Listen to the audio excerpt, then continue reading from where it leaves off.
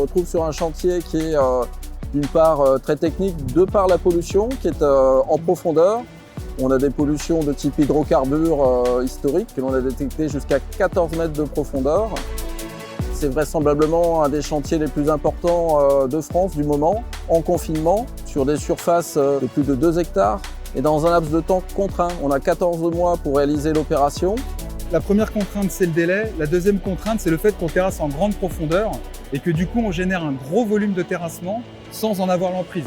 Il est là notre travail en tant que terrassier, c'est qu'on va faire du déblai-remblai en permanence. Nous sommes obligés d'adapter nos terrassements en fonction des remblais que nous allons avoir à réaliser. Ceci passe par une forte anticipation de notre part avec sécher et l'intermédiaire d'un carnet de phasage. Notre mission, elle consiste à terrasser et évacuer les terres impactées qui ne sont pas compatibles avec l'usage du site et à les traiter en filière extérieure.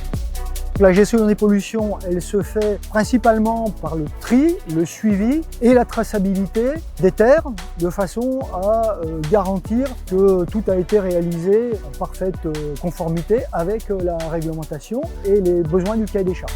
On doit aussi intégrer les contraintes des voisins. On a l'A86, on a la ligne 13 qui passe vraiment en limite du chantier de dépollution. On a mis en place un système d'instrumentation qui nous permet de détecter, gérer les aléas, éviter tout blocage du chantier.